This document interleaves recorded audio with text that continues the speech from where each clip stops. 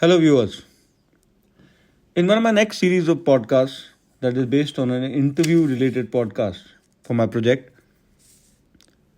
I, Kanish Singh, will today be conducting a podcast in a question answer format on the basics of dog grooming.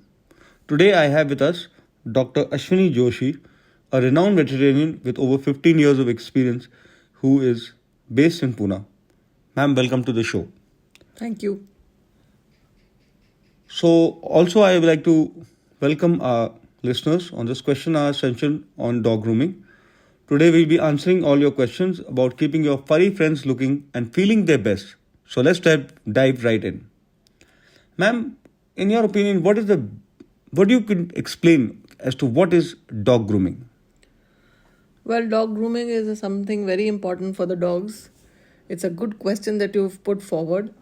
Dog grooming involves cleaning, maintaining, and enhancing a dog's appearance and hygiene, which includes bathing, brushing, nail trimming, ear cleaning, and even dental care. Regular grooming not only keeps your dog looking good but also promotes their good health and well being. Ma'am, so today it is very popular for people to keep dogs, and people keep a varied breeds of dogs. Some are large, small, various varieties.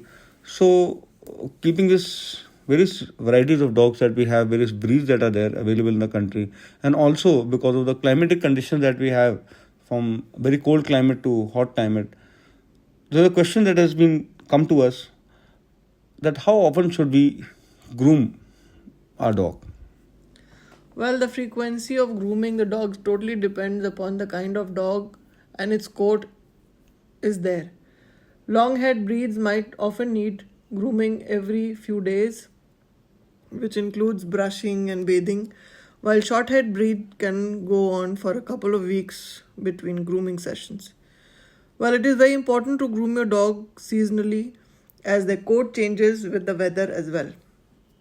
Ma'am, so a lot of people like to groom their dogs themselves, and they always come up with this question as to what tools that they would require to keep at home so that they can groom their dog at home.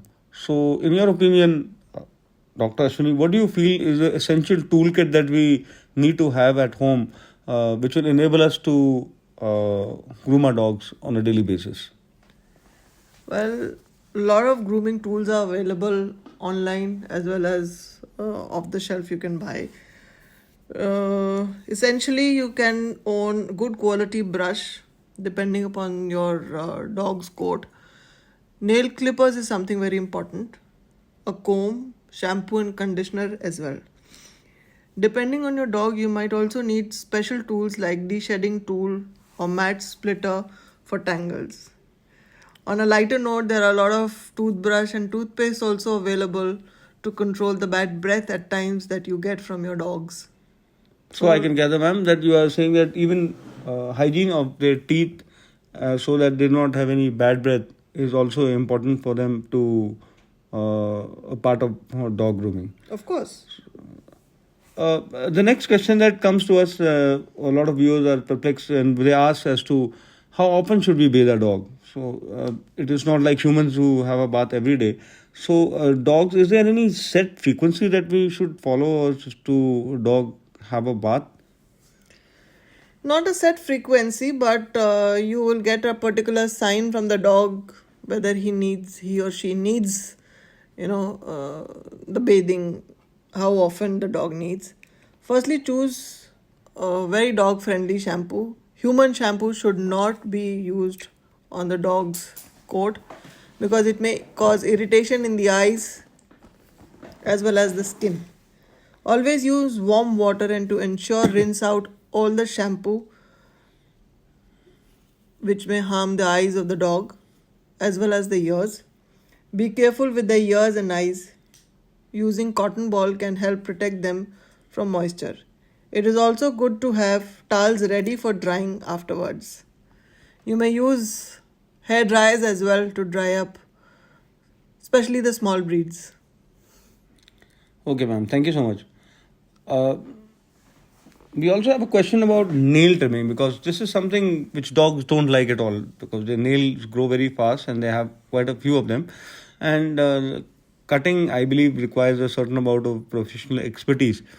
And I don't know if everybody can do it at home, but still, what are your views about nail trimming? Because in some people are of the opinion that as dogs go for their daily morning evening walk, the kinds to uh, make their nails short. But I'm sure there must be some professional way of handling how nail trimming can be done. Well, nail trimming can be a challenging job for the dogs, dog parents, and the groomers as well. Starting by getting your dog accustomed to having their paws handled from a young age. Use a calm, reassuring tone and reward them with treats, which is something very important because these dogs don't like to get their nails trimmed. If your dog is particularly anxious, consider doing just 1 or 2 nails at a time and gradually working your way through the full set of nails. You can also seek help from a professional groomer or a vet if needed.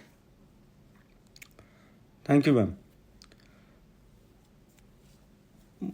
Most dogs have long ears which covers their ears, but still sometimes you do get this very vague odor coming from the dog's ears, and you tend to see them scratching very often. So one question that has been posed to me is about how can we keep our dog's ears clean, and how frequently should we clean them, and are there any indicators which will enable us to know that our pet requires its ears to be cleaned? Well, to clean the dog's ears, use a vet recommended ear cleaner and a cotton ball. You must avoid using cotton swabs. Generally, they tend to push dirt further into the ear canal. This is recommended for humans also. Cotton swab should not be used. The cotton buds that we use generally to clean our ears. Gently wipe the outer ear, and any visible dirt or any kind of contamination that you see should be cleaned very carefully. Being careful not to touch the deeper parts of the ear. Always check for unusual odors or discharge, as these could indicate infection. Ma'am, of late we have seen in most prominent metro stations and towns, we see these professional groomers have come up where a lot of people are come up with this profession where they can, for about 1,000 1,500 rupees, they are giving their services for grooming a dog. So what are your views on taking your dog to a professional groomer, because he's going to an unknown person in an unknown environment, being groomed by someone he doesn't know, but at the same time they seem to be well versed of how to handle a dog. They have the tools, they have the shampoo, they have the wherewithal and material. So a lot of people ask me this question as to, should we take our dog to a professional groomer, or is it fine to bathe and groom our dogs at home?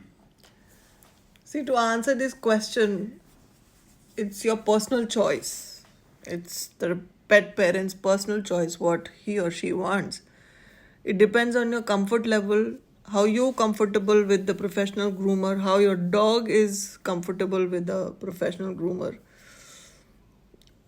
At the same time, this professional grooming profession has really grown, the industry has grown largely.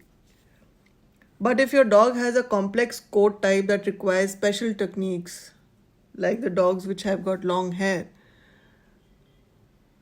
for example, poodle or Saint Bernard or Cocker Spaniels, a professional groomer can be invaluable asset. Additionally, if your dog is anxious or uncooperative, A groomer with his or her experience in handling stressed dogs can help the experience smoother. For basic grooming, many owners successfully groom their dogs at home as well. So you can give them bath, keep on brushing them every day, and you can clip the nails on your own if you're comfortable doing that and you're not scared of cutting the skin of the dog, so you can handle it on your own as well. Well, I think that should answer a lot of questions. So a lot of people buy dogs and keep dogs, but they are not very well versed with handling their dogs, and at the same time, they also don't have these professional groomers that are available to them. Uh, so they come up with this question of they notice a lot of matting of the dog's hair in under the neck, under the armpits, and in a lot of places which are inaccessible. So, in your opinion, what do you suggest is the solution for handling any kind of matting that happens on the dogs? So if I say the dog has got a matted coat, that means the dog owner is not looking after the dog. Neither Yeah. he himself or herself is brushing the dog or is on a frequent basis taking the dog to the groomer. Matting can be problematic. If you notice that the dog is mostly scratching, if it doesn't have any kind of ticks or any fleas on the body and is still continuously scratching the dog, scratching itself, that means that there's something troubling him with the hair. So prevent mats, brush your dog regularly, which is a very, very basic technique which all the dog owners should practice to keep the dog comfortably. If you encounter a mat, you can try to gently break it apart with your finger and a brush or a comb. For severe mats, it is best to seek help from a professional groomer as they have the right tools and techniques to safely remove them without hurting a dog. So it's very important to brush. The basic bottom line is that. I think that should answer a lot of questions that have come to us. So, ma'am, the next question that a lot of people ask is there any particular sign that a dog gives which indicates that it needs some form of grooming, it needs some kind of aftercare? Is there some signs that one can see out? Because today most people who keep dogs have a busy work-life balance and go to work in the morning, come back, be only available in the weekends, and they sometimes leave their dogs to professional who take them for a walk. So they don't spend the adequate amount of time that they should be spending with their dog. So sometimes they may get a little worried about how a dog is behaving. So in your opinion, Dr. Ashwani, what do you feel?